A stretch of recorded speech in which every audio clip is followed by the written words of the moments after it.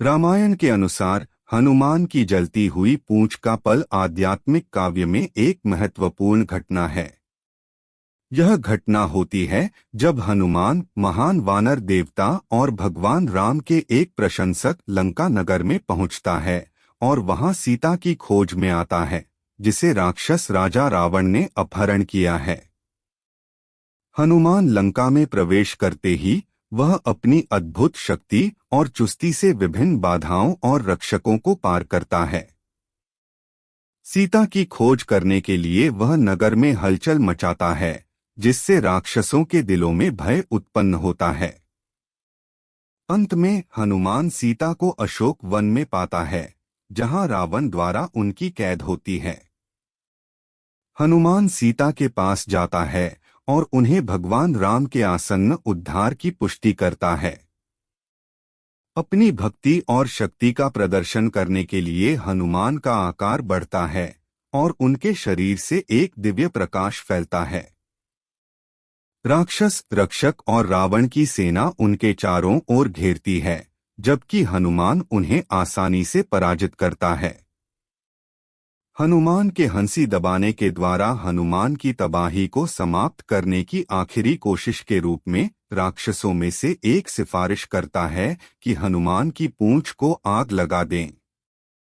हनुमान की शक्ति और सहनशीलता के बारे में अनजाने में वे उम्मीद करते हैं कि आग उन्हें कमजोर कर देगी और उनके विनाश का कारण बनेगी। राक्षस शीघ्रता से कपड़े के टुकड़े और तेल इकट्ठा करते हैं, जिन्हें वे हनुमान की पूंछ को जलाने के लिए इस्तेमाल करते हैं। आग की लपटों ने हनुमान की पूंछ को जलाकर जलते हुए कर दिया।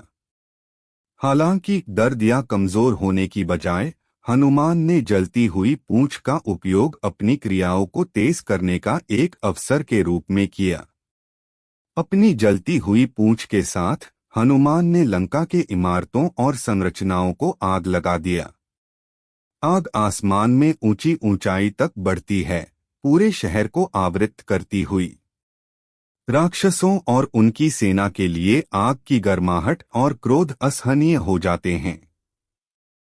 एक संपूर्ण नगर लंका, जो कभी रावण की शक्ति का प्रतीक था, अब विध्वंस हो चुका है। हनुमान की जलती हुई पूंछ हनुमान की भक्ति और अटूट संकल्प का प्रतीक बन जाती है। यह घटना उनकी असाधारण शक्तियों को और उनकी कठिनाइयों को प्रदर्शित करती है और उनकी क्षति को एक लाभ में बदलने की क्षमता दिखाती है। जब आग लंका को लपेटती रहती है, हनुमान अंत में अपनी जलती हुई पूंछ को बुझा देते हैं। उन्होंने भगवान राम के पास वापस जाकर अपने वीर यात्रा का वर्णन किया, जिसमें लंका की जलाई जाने की घटना शामिल है। भगवान राम हनुमान की भक्ति से गहराई से प्रभावित होते हैं और उनकी अटूट निष्ठा और साहस की प्रशंसा करते हैं। जलती हुई पूंछ की घटना न केवल हनुमान की असाधारण क्षमताओं को हाईलाइट करती है, बल्कि यह रामायण के लिए एक महत्वपूर्ण परिवर्तन बनती है। इससे रावण के लिए एक महत्वपूर्ण पड़ाव बनता है और यह साबित करता है कि उसकी अंतिम जीत भगवान राम और उनकी मयमर्द वानर, भालू और दैवी प्राणियों के हाथों ही होगी। हनुमान की जलती हुई पूंछ की कहानी रंगमंच, साहित्य और प्रदर्शनों के विभिन्न रूपों में दिखाई जाती है।